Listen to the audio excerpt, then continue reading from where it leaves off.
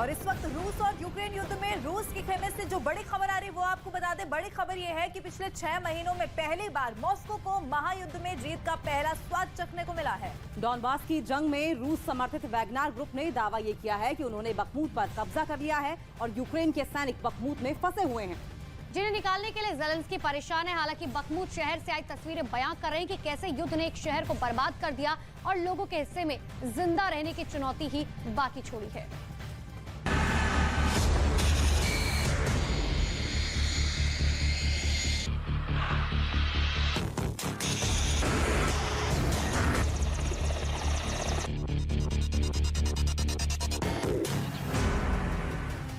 दक्षिण पूर्वी यूक्रेन में जबरदस्त घमासान चल रहा है और बखमूत में रूस ने अपनी पूरी ताकत झोंक दी है।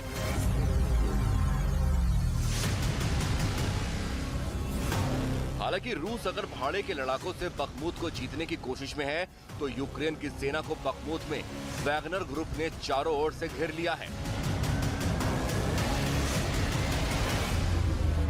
2 दिनों से रूस दावा कर रहा है कि बखमूत घेर लिया गया है और 20,000 यूक्रेनी सैनिक बखमूत से निकलने के लिए बेताब हैं, लेकिन उनके लिए सिर्फ एक ही सड़क छोड़ी गई है।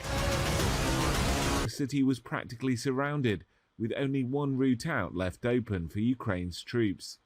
From visible buildings, Reuters determined the footage was filmed in a village 4 miles north of the center of Bakhmut. आज बखमूत अंदर से शांत है, शहर में सन्नाटा पसरा हुआ है। वैगनर ग्रुप का दावा है कि उन्होंने बखमूत पर कब्जा कर लिया है, लेकिन यूक्रेनी सेना अभी भी डटी हुई है और बखमूत के बाहरी इलाकों में अभी भी भीषण जंग जारी है। महीनों से लड़ाई का मुख्य केंद्र रहे बखमूत पर कब्जा करने की वैगनर की कहानी पर कितना भरोसा किया जाए कहा नहीं जा सकता, क्योंकि इलाके में तैनात यूक्रेनी सेना के कमांडर का दावा है कि वैगनर ग्रुप उनके सामने घुटने टेक चुका है। Штурмовики вже закінчуються. І вони намагаються впросити українську армію піти з міста Бахмут, щоб ми не обороняли далі місто і тим самим захопити місто малою кров'ю. Але вони вже стільки положили людей, що катастрофа для ЧВК «Вагнер» та російської армії, вона просто неминуча। बखमूत में जैसे जैसे लड़ाई तेज होती जा रही है वैसे वैसे आगे के मोर्चे पर रह रहे लोगों की परेशानी बढ़ती जा रही है। गोलीबारी के बीच में जिंदगी को बचाने की जद्दोजहद बढ़ती जा रही है। Тебе тяжело, гуманитарку раз в месяц дают. Нету света, ни воды, Ни газа, ни ничего газа, нету. ничего нету. Живем только что дровами топи, хоть тепло. Вот это вот по соседству люди разрешили, говорят, собирайте хоть дрова вот такие вот. И мы носим, а что делать, и топим. Пенсии нету. Пенсии Он болеет, нет. таблетки даже не за что купить, мужики. एक तो रूस और यूक्रेन के सैनिकों की जंग चल रही है। बम और रॉकेट के गोले कब किस घर पर गिरे पता नहीं है। तोपों से जंग चल रही है, टैंकों से जंग चल रही है। दूसरी तरफ जो लोग यहाँ रह रहे हैं उनके लिए मुश्किल सिर्फ खाने तक की नहीं है, रहने और इस ठंड में किसी तरह से जान बचा लेने की भी है। Выжить всем, кто остался здесь. युद्ध ने पूरे बखमूत को बर्बाद कर दिया है और अभी भी बर्बाद किया जा रहा है, लेकिन पिछले 6 महीनों में ये पहली बार है जब रूस ने बड़ी जीत का दावा किया है। और जिस तरह से हालात बखमूत के हैं, कहना मुश्किल है कि कब तक यहाँ यूक्रेन की सेना टिक पाएगी।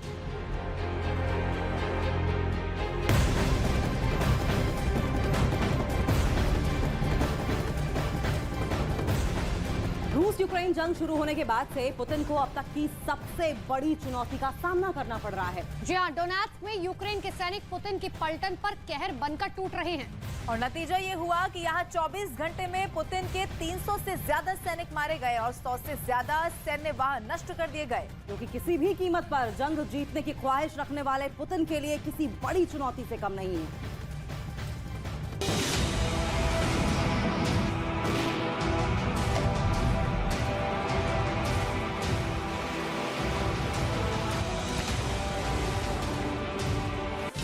डोनेत्स्क में पुतिन की सबसे बड़ी हार।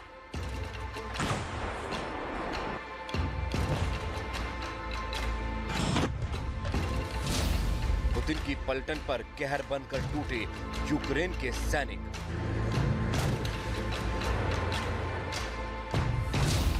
पुतिन के सामने जंग की सबसे बड़ी चुनौती।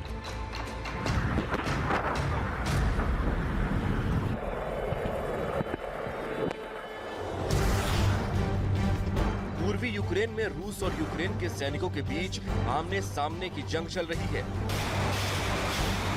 पुतिन की सेना डोनेट्स्क पर किसी भी कीमत पर कब्जा करना चाहती है, तो दूसरी ओर जेलेंस्की के सैनिक भी मोर्चे पर पूरी तरह डटे हुए हैं और रूस के सैनिकों को मुंह तोड़ जवाब दे रहे हैं।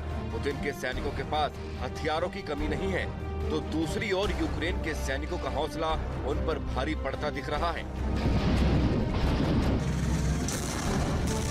पश्चिमी देशों से मिल रहे हथियारों और यूक्रेन के सैनिकों के हौसले की वजह से डोनेट्स्क में जेलेंस्की की सेना रूस के सैनिकों पर कहर बनकर टूट रही है।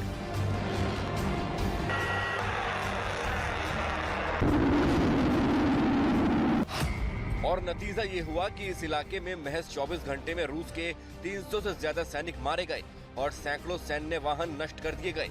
एक रिपोर्ट में दावा किया गया है कि यूक्रेन के सैनिकों ने बारूदी सुरंग में विस्फोट कर रूस को बड़ा नुकसान पहुंचाया है। वहीं दूसरी तरफ यूक्रेन के सैनिकों ने वोहलदार पर हमले के दौरान रूस के 155 सैनिकों को मार गिराने का दावा किया। यूक्रेन की सेना के दावों के मुताबिक एक हफ्ते में रूस के 130 यूनिट नष्ट हो चुके हैं, जिसमें 36 टैंक शामिल हैं।